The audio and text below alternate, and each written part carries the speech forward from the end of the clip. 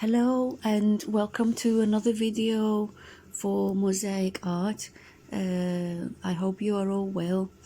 We are doing these videos because the cafe in Warsaw is closed at the moment. It's the Expressions Cafe at 73 Bridge Street in Warsaw, West Midlands.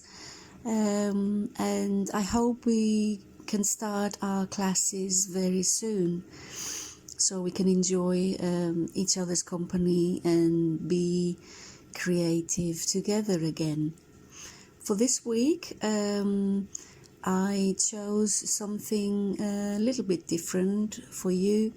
I found an old bamboo pencil holder that I had in the house as a base for today's mosaic.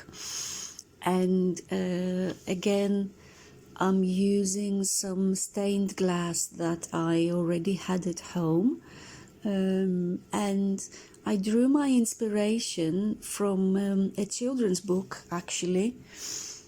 My children were looking at a book about counting, and it had some beautiful pictures of lots of different things and animals as well.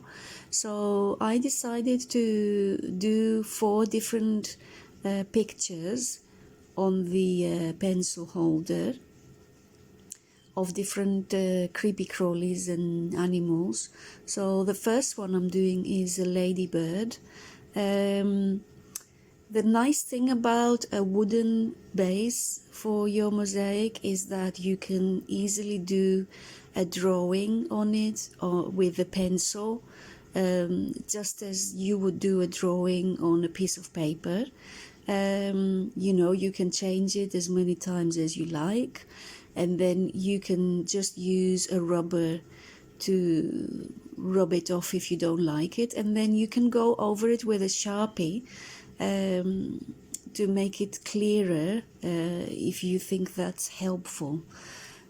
So that's one nice thing about working on wood.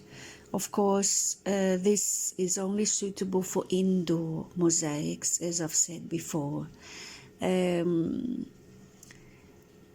So I'm just using good quality PVA glue to stick my pieces down. And because this type of glass I'm using is all completely flat, the PVA glue again is ideal. And I've just picked glass that's all the same thickness or very similar thickness. As you can see, I cut some small circles with my wheeled nippers. That's not difficult to do, you just need to practice a little bit. What you can do is, if you want to cut circles, you can cut little squares, and then basically you just take the edges off, so you take the corners off with your nippers, and then a little bit more all around, and then a little bit more, and then you get a circle. I personally kind of like it when the circles are not perfect. I know that some mosaic artists are not so keen on that. They might like the circle to be a perfect circle, so that's why they use glass nuggets or circular tiles, and there's so many things that you can buy nowadays. Even when I started doing mosaics professionally, about 14 years ago, there wasn't so much variety online, but now really it's endless. So it can be overwhelming when you go online to buy some glass for your mosaics, and it can also be confusing with the prices. So make sure that you check what area you can cover with the glass that you're buying. That's something that you can message me about if you're confused about it. but usually websites such as Hobby Island, which is where I ordered my mosaic glass for my next project. I think that's a very good website. Or lots of other websites, Mosaic Supplies, and lots of other ones online. When you select a type of glass, you are able to use either a calculator they have, or it will tell you, for example, the 100 grams, it will tell you how much area it will cover. So that's really helpful, and then you can compare prices. This particular glass that I'm using here, I didn't actually buy it from a shop. I had one of my students, a friend of mine who is a stained glass artist, and she was kind enough to give me a box of offcuts and different things from her work as a stained glass artist, which I took from her. I bought it off her for a very small amount of money, and it was just a box with really a big selection of stained glass pieces that she didn't need anymore. So I was lucky enough to have that as a starting kind of stock when I first came to the UK. And this beautiful glass that you see here, the red one, is the glass I used before for the welcome sign for the letters. If you go back and look at my welcome plaque video, you will see this same color again. So it's a beautiful red, but on the one side it's actually iridescent, and that's what I used for my ladybird, and I think it's very effective. Also, if you want to cut very narrow pieces like the ones I'm using here for the legs, again, it's not difficult to do it. You just need to practice a little bit.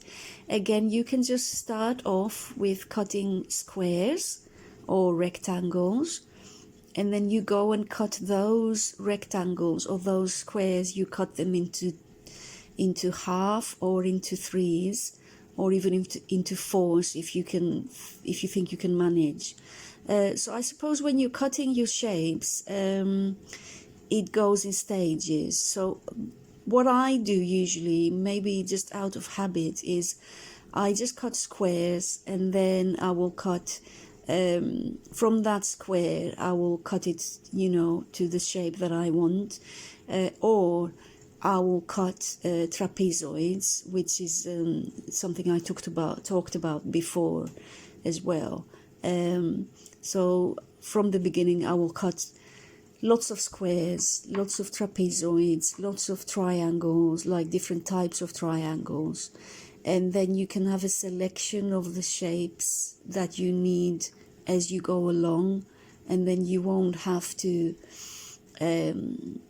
use so much energy to cut every single shape every time. But that's just a little tip that I can give you, just to make it a little bit more comfortable for you when you're cutting the glass. This project that I'm doing for this week is quite detailed. So if you think that this is just too much for you to begin with, just use my work as an inspiration, as an example. I'm doing 4 different creatures for this video, but you can just pick your favorite. I think my favorite is this one, the ladybird, and you can just find a piece of wood. I've talked about this before as well. Find your suitable base and just do the one of them. Obviously, you don't have to do all of them. And with the cutting, you know, the more you practice, the better you will get at it. In my opinion, these wheeled cutters are the best thing that you can buy for yourself as an investment for your mosaic hobby. You can find them online. All you need to do is type in Leponit wheeled nippers or glass tile nippers. They're called nippers, not cutters.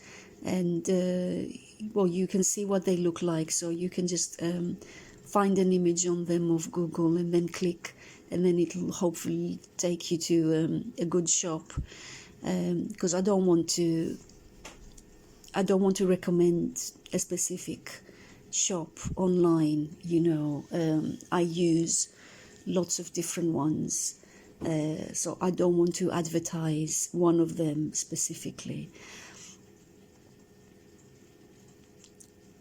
Also, with stained glass, it's really nice to work with. It has it's flat, obviously, but it has a very interesting appearance to it. Like you can see here, the red I used is iridescent, and the grey that I'm going to use for the background has these lines, the typical, you know, effect of stained glass. And stained glass can be opaque. So when you think of stained glass, a lot of it is actually opaque, and it's very suitable for mosaics on an opaque surface like the one I'm doing here. Of course, you can get transparent stained glass as well, and that would be suitable for a glass on glass mosaic, which is also something that I did when I did the vase, the glass vase. If you go back and see that video, in that video I used again stained glass that I already had at home, and it's all transparent, so that's ideal for covering a glass object that you would like to repurpose as a present or just for yourself. Another little tip is when you do the background and you have a shape that has these complicated edges, really, when you think about it. So when you look all around your main theme, which is the ladybird in this case, the outline can be a bit daunting for mosaicing. So the way that I do it is, because this is just a small area in this case, I went all around first. So I did my frame, I framed it with kind of squares and rectangular shapes, and then you start going all around your main theme. So this is where that shape comes in again, the trapezoids. You can cut like lots of those trapezoid shapes, triangles and squares that are not even. And then you have a selection of these different shapes, and you can maybe pick one of those shapes that fits into the spaces, say between the legs or between the other areas of the ladybird's body, and that speeds up the process a little bit. But obviously you will inevitably have to look at your work carefully and cut some pieces specifically for a little space that you have left over. And the way you can do that more easily is you just take a larger piece, you put it on top of the space that you need to cut, and then that gives you an idea of the shape that you need. But those are just little things that will come with experience, and don't let it put you down, you know. It takes you need patience to do mosaic art. I think even if you're just doing something that's just very, very simple, it's still worth paying attention to all the details, you know. So here's the finished ladybird.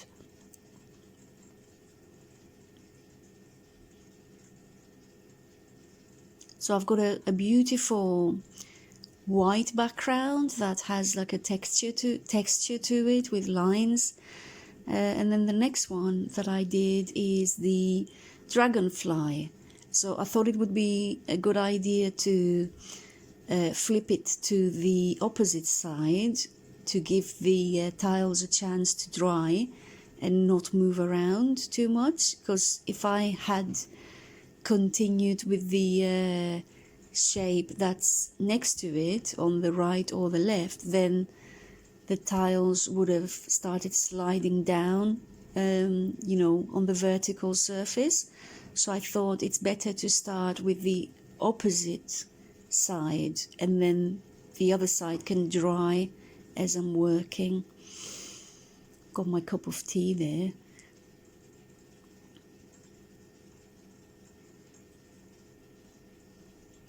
Another thing that can be interesting is that you can actually take advantage of the color of your base and use transparent glass that you can glue on top of that base, and then you can essentially make your own colors, or just use the color that's as your base, use that as a color for your mosaic. And in this case, because I didn't have the right color for the wings, I was, like I said, I was just using what I had available.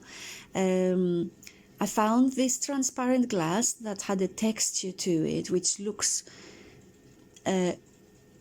very similar to the texture of real wings, you know, when they have that woven texture, but it was also slightly gold, so it kind of had these gold veins in it. And I thought, okay, well, if I put that on top of the bamboo color, it will give me the shade that I'm after. And that was you know, fun to do. So that's another thing that you can do, and I know that a lot of mosaic artists do that. So they might prepare their base, they might even paint their base with suitable paint to the colors that they want, and then they go over it with tempered glass or with other pieces of transparent glass, so it looks like a mosaic that's made of glass in different colors, but really it's the background that's colored and the glass is transparent. So be creative and use your you know, your inventiveness to do all these different things. And of course the PVA glue dries clear, so that's why I was able to do this, and it has it's very effective in the end, I think.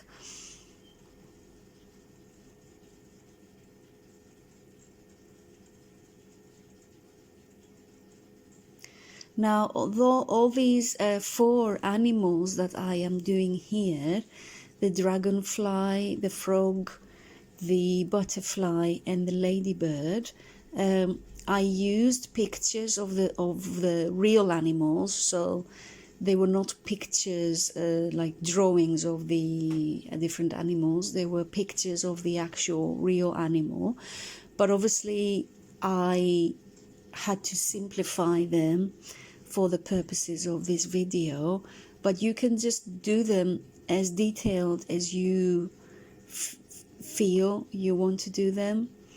So you can use a photo of anything and translate that into a drawing that is suitable for mosaic art. If you noticed, my drawings were quite basic.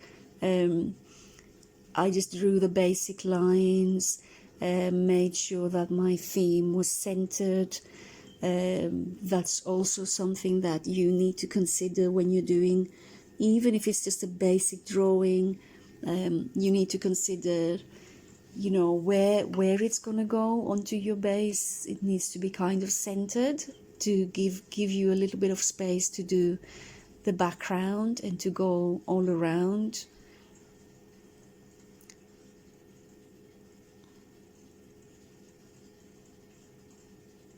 And that was the book that I used. And again, I'm going to use this beautiful grey. Before I used the white for a background, but now I'm going to use a grey. As you can see, I've cut lots of squares and different shapes, and I try to go around my theme, my main theme first. Obviously, some areas there's not enough space to kind of go around your theme as well as the background, so my advice for that is, as I realized here, is go all around your edges first, and then your theme is framed, and then some of it will touch that frame that you're making, you know, in the background color. So that's done on that side, and then you're left with the rest of the outlines of the theme, and you focus on those and you go all around those. That just makes the mosaic look a bit more structured, and the purpose of this is to draw the eye onto your main theme. So like I mentioned before, if you study old mosaics, Roman mosaics, ancient Greek, Byzantine mosaics, you will see that usually there's like a main theme, so an animal or a person or a figure or something, or some kind of flower or something like that, and then usually they would do 1 or 2 or 3 lines going all around the main theme, and then the background would be, you know, all going in one direction, or in some cases it would be just flowing in all sorts of different directions, but still there would be at least one line going all around the main subject. And I think the purpose of that is that it kind of frames your subject, and it draws the eye onto the main picture.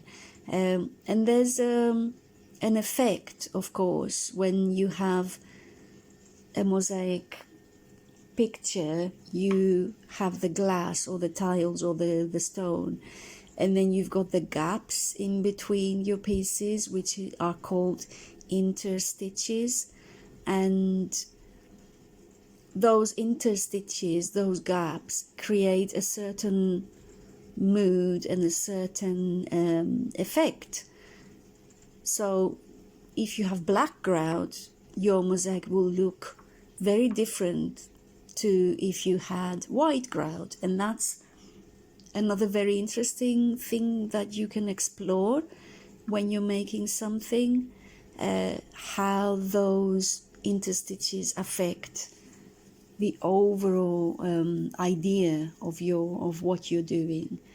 So again, with experience, you can make your own decisions and say, okay, this mosaic, I don't want it to have any grout at all, so I'm going to use a clear glue and glue my pieces really, really close to each other. Or I would like to use grout, but which color am I going to use? There's lots of different colors out there, and also, as I've said before, you can color your own grout.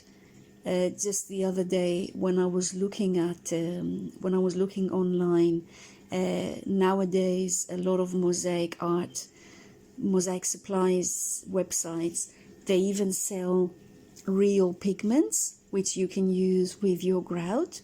When I say real pigments, I mean the powdered form of pigment that people use to do icon painting or other types of painting when they make egg tempera. You know, when you mix egg yolk with the pigment and other things as well with it. So you're using the raw color from nature, usually it's from nature, with a kind of binder. And of course there's a very long list of different binders that I used now for colors, but you can buy the actual pigment which is your base for your color, and that can be mixed just with PVA glue. If you want to do some painting, yes, you can use it with PVA glue, or if you are a professional artist, you will know that you can mix that with your egg yolk and your vinegar and other things, you know, to do your painting. Or it can be mixed with any type of mortar, tile adhesive, grout.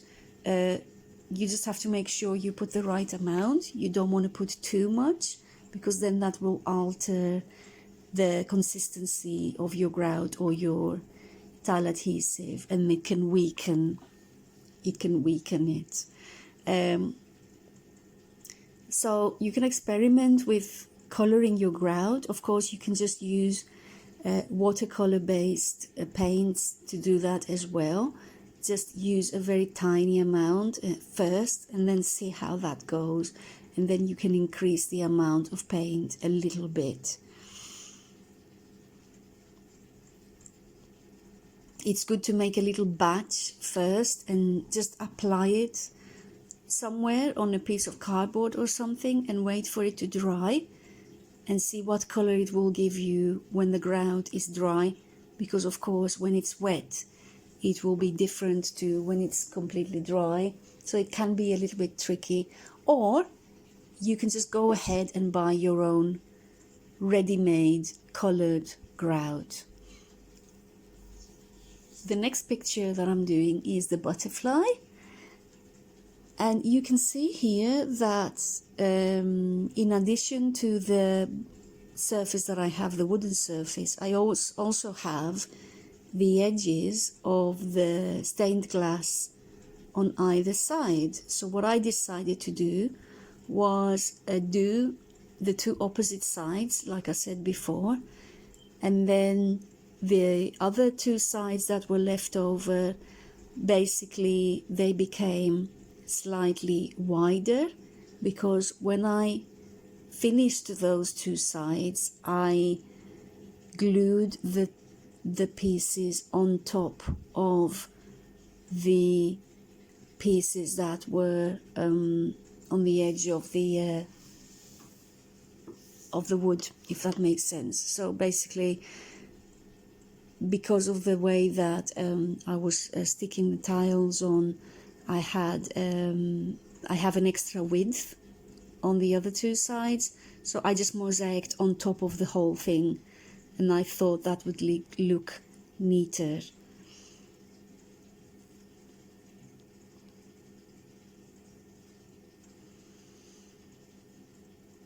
Now this butterfly is just a basic drawing of one of those orangey butterflies, but I didn't have the right colors, so I decided to use the red again and some other amber colored glass that I had, and again I also took advantage of the color of the bamboo to help me to give the effect that I wanted.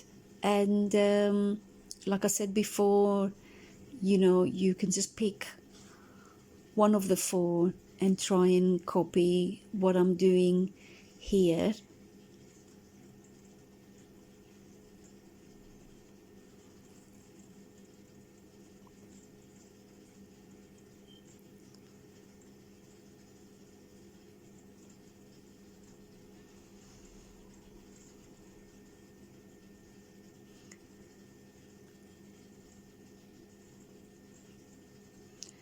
When you're working with glass, when you are working with stained glass, be very, very, very careful when you're cutting.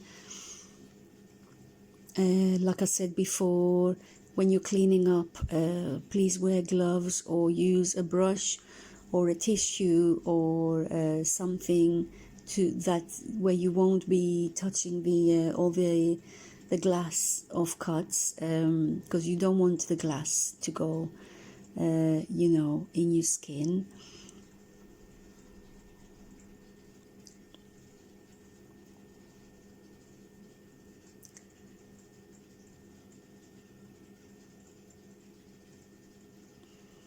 And those offcuts, all those tiny offcuts, can be very, very handy, because you get lots of different shapes that you can use later on to fill in tiny little gaps.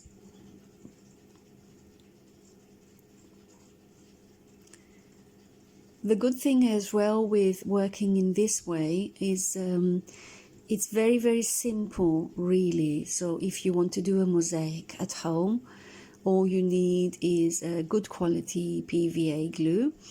You need a pair of cutters, and it's optional, of course, to use tweezers, but when you use very small pieces, it's a very good idea to have tweezers. And if you get used to using those, they will really help you to move forward. And then you need your base and your tiles, so not many things. And if you don't want to use any grout, or if you're not able to buy any grout, you can just do what I said before. You can just do your mosaic and glue your pieces really, really close together, and then you will have the full effect of the beautiful colors of the tiles or objects that you are using.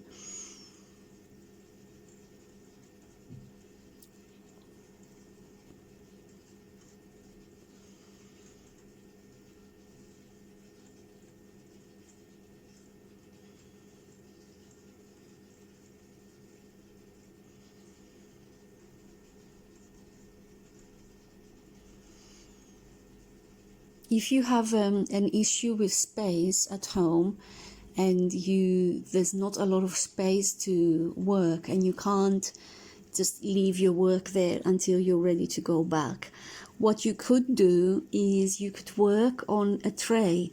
So just get yourself a large kitchen tray, or maybe even a shallow box from, like, sometimes they when they give you a takeaway or something like that, they bring the food in a big shallow box, and that's open on the top. You could use something like that to work on and to work in. And then if you need to make space for other activities in the house, you can just take that box as it is and put it somewhere safe until the next time that you want to work. So you can have your little portable workstation, and I can understand that fully, because I have small children at home, and I can't just leave my tools and my glass, on the table indefinitely. So I have learned to work as fast as I can, and to put things away as soon as I'm done. And that's a good habit. I am messy, as you can see, but I always make sure that I clean up thoroughly after, especially the floor and of course the table. So I think that's something you can do if you're living with, if you have pets or your small children, or just other people in the house that don't want to see your things on the table all the time. Just use a large tray that you can find in Poundland or places like that, and work on that tray. And then when you're done, just put your towels back in the boxes, put the lids back on, Clean your tools, obviously, always clean your tools. You can wash the PVA glue off with hot water or warm water. That's another very good thing about PVA glue, is that you can wash it off your tools and your table even when you're finished. And it's safe to use with children as well, if you're interested in doing something like this with your children. There are also special tiles nowadays that you can buy that can actually be cut with scissors. Of course, they're not real tiles, so they're not glass or ceramic, but I have seen them. I can maybe give you the link at some point. They are made of sponge, basically, a very thin sponge, and they look just like real stone. And your children can work with those tiles with just an ordinary craft glue on a piece of cardboard. And as you are learning to do more mosaics, you can teach them as well how to cut the different shapes they need to create something unique and beautiful.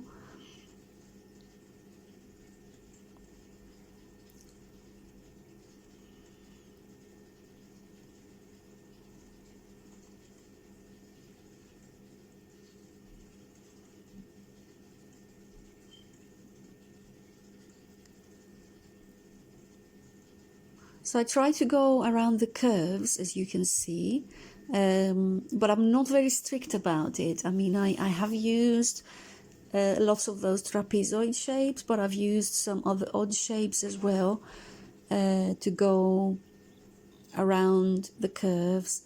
It can be a little bit tricky, so you can just focus on, say, only the butterfly. If you find it all just too overwhelming, just focus on the one design and have a go at that. Or you can just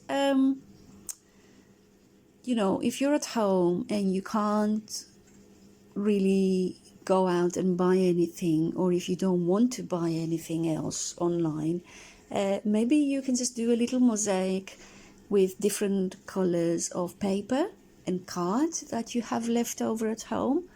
So you could do like a little collage that looks like mosaic. So you can practice the little tips that I'm giving you here with paper.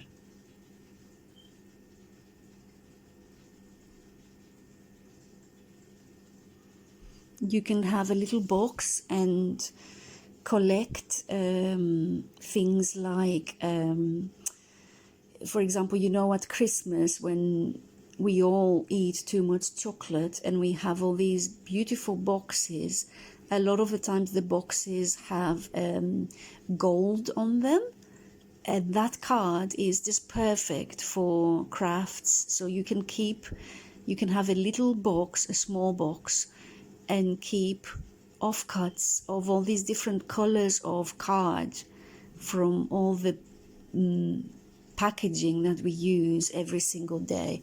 And you can get any color, literally, but also I really love the gold that you get on those fancy chocolate boxes, and that's ideal to do some mosaic art in collage form on paper. And then that'll cost you 0 pence to do that, and it's a great activity to do with your kids. Also, sweets wrappers can be really good. Even though they're very thin, you could use those as well. Leftover wrapping paper, or any other type of paper, or even like kind of ribbon that you have, you can cut that into squares and use that to make a collage. So you be creative, use your imagination.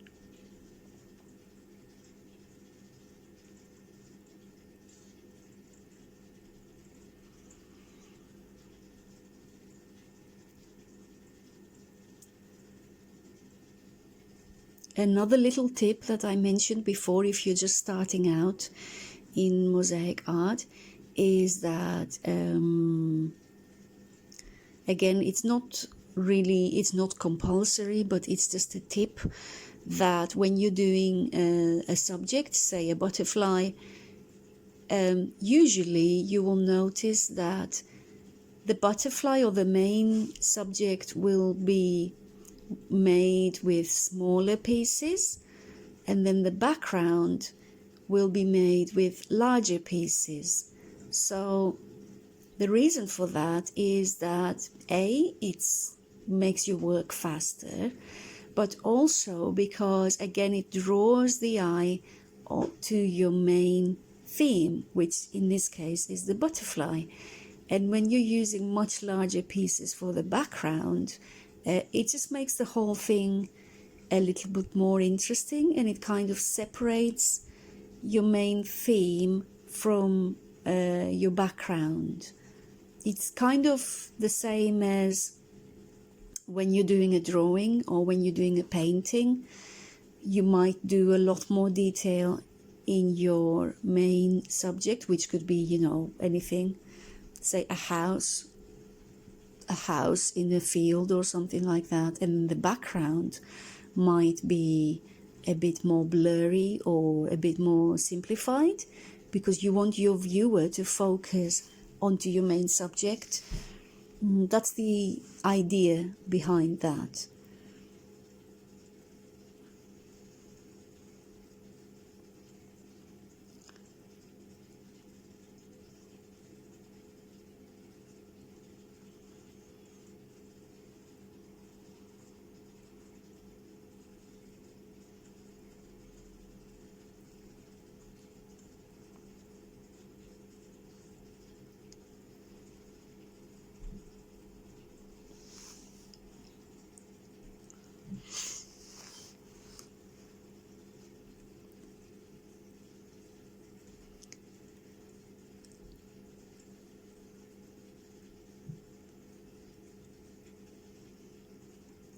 If you have any suggestions for me as to how I can make my videos more interesting, more fun for you to watch, please let me know.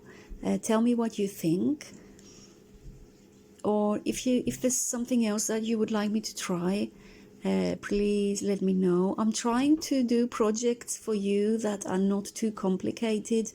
There's lots of other ways to make mosaics, but I'm just trying to keep it as simple and interesting at the same time as possible.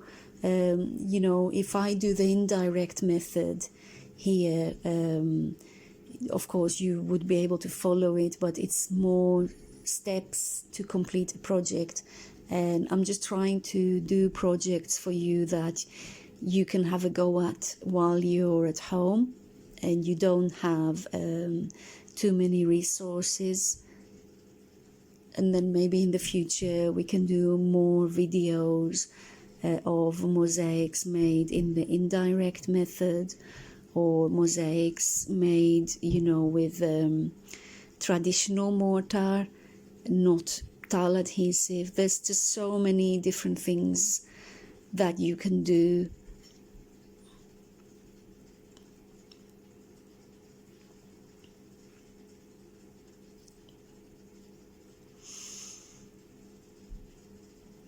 So there's 3 out of 4 done, and the last one is the frog, which, like I said, the drawing was from a picture of an actual frog, but obviously I had to simplify what I'm doing. And this glass I'm using here again is the glass that I used for the welcome plaque, and it's a beautiful, very dark green that is iridescent in a way. So that was really the perfect color for the frog, but I didn't use it all over his body. I wanted to use a few different shades as well, and again I'm just trying to do it really as simple as possible for this situation. Sorry, the light is not very good.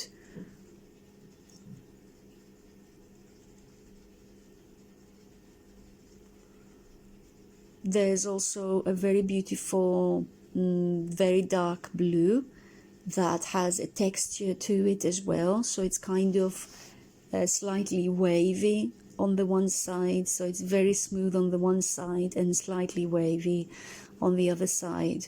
There are actual shops that sell stained glass, but beware that if you go to one of those shops, you might end up spending a lot more money than what you intended to, because when you go there and you actually see all the glass on display, I think most people, most artists just fall in love with it and they just want to buy everything. There's endless colors and lots of different textures, but stained glass is very expensive. So it's a good idea to, if you end up going to one of those shops, go straight to the offcut section.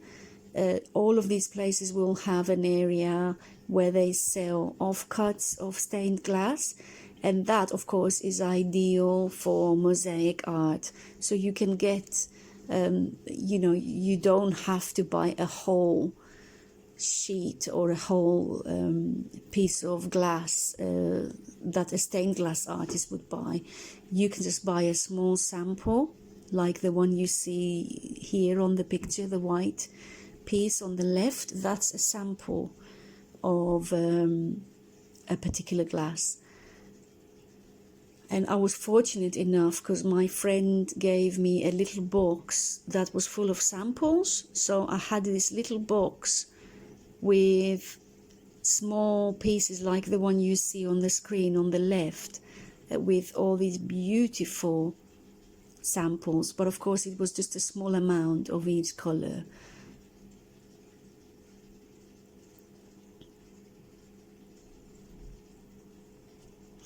My tip would be, if you're shopping online and you have a specific project in mind, make a list before you even click onto the website. So it would be exactly the same as when you go to the supermarket and you're on a budget. Do exactly the same when you're shopping for mosaic supplies. Make a list of the colors that you need. So for example, dark brown, amber, yellow, off-white.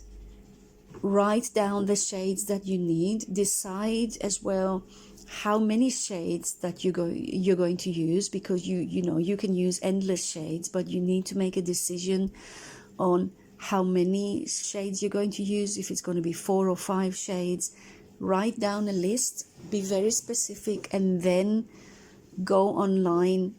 And I think that will really help you to narrow it down and find the tiles that you really need for that particular project. Otherwise, you will end up buying things just because they look cute or they look really nice, but it can quickly add up. When you're buying glass, the cost of your order can quickly add up, and of course you have the postage on top of that as well. So just think carefully before you order. You can always share your order with a friend, so you can order together and then you can share the postage on that.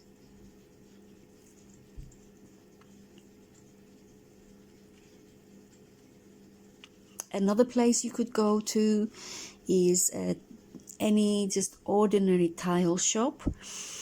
They will also be able to give you samples, so you can buy a sample of a particular tile that you like, and that might be just the right amount that you need for your project. So that is really worth considering, and lots of places like, say, B&Q or places like that, you could just buy one small sample or a small sheet of the particular tile that you're interested in, and just shop around, and again, be creative. Ask your friends if they have any leftover tiles that you might be able to use. And of course, charity shops can also be a source of inspiration if you're into mosaics that are made out of broken plates and things like that. Then obviously a charity shop is just great.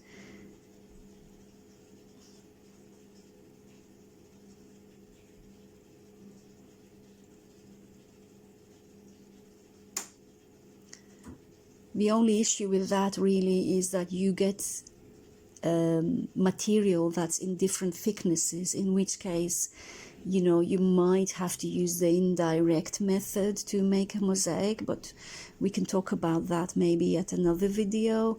So that's really the only issue when you're using bits and bobs from here and there, is you might not be able to do a mosaic that's completely flat, but you might like to make a mosaic that has different thicknesses. So that's really just up to you and your personal taste and what effect you're trying to achieve.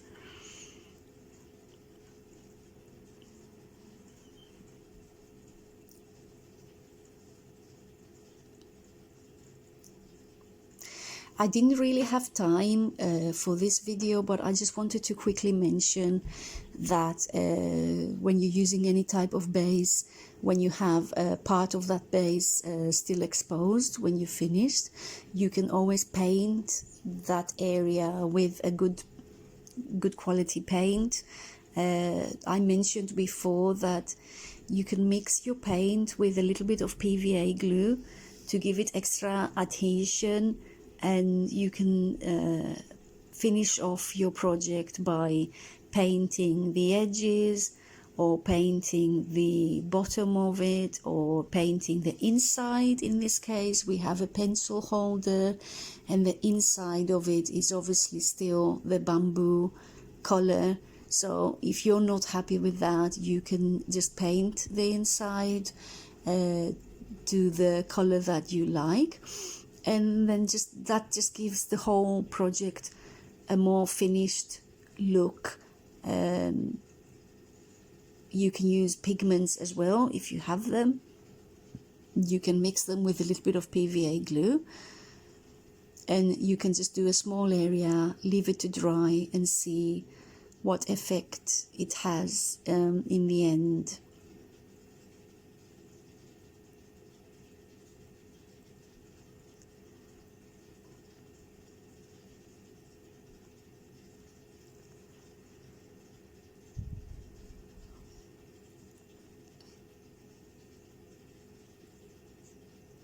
I hope you will be able to visit us at Expressions Cafe in Walsall, West Midlands.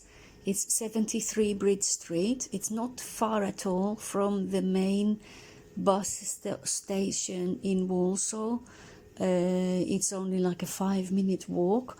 We're very close to Lidl's in Walsall, and it's just a really nice place to hang out, meet new people, do some other activities there, other classes that we do, and it would be nice to see you in person again. My mosaic classes take place on Monday, every Monday, from 1 o'clock until 3 o'clock in the afternoon. And you don't need to bring anything. We have everything there for you available. So you don't need to buy any tools or anything like that. You can just come along and have a go at mosaic art and see what you think.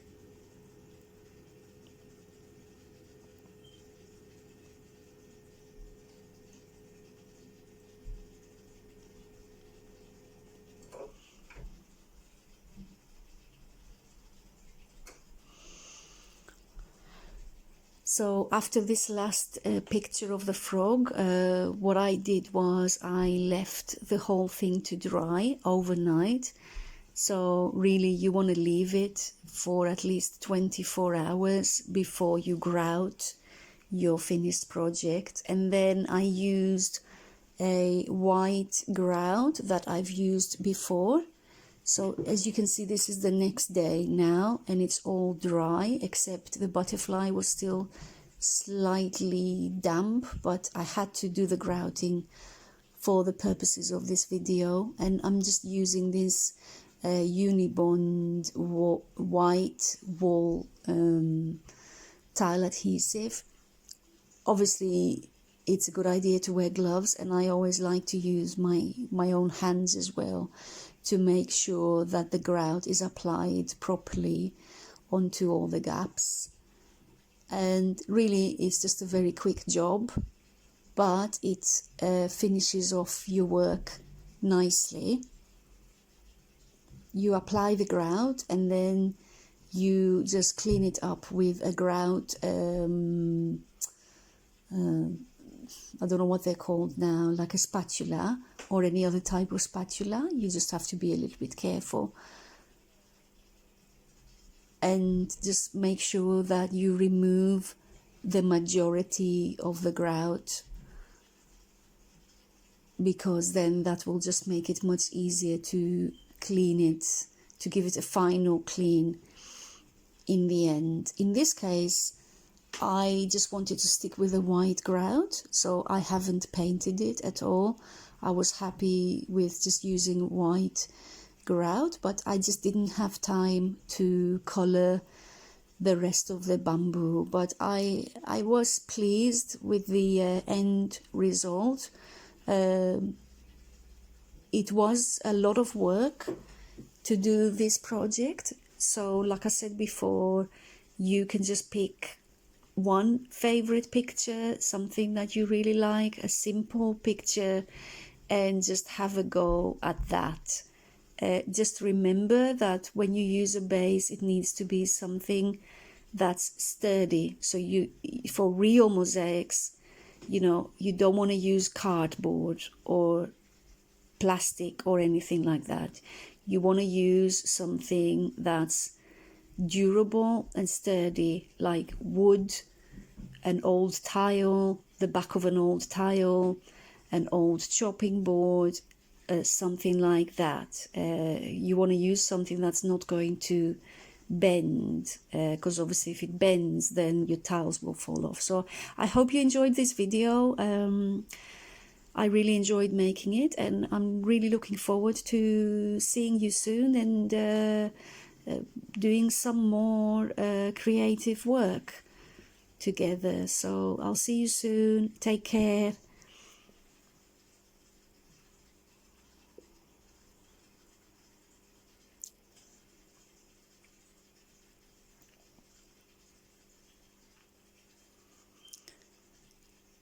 And just be creative as much as you can. So see you soon. Bye.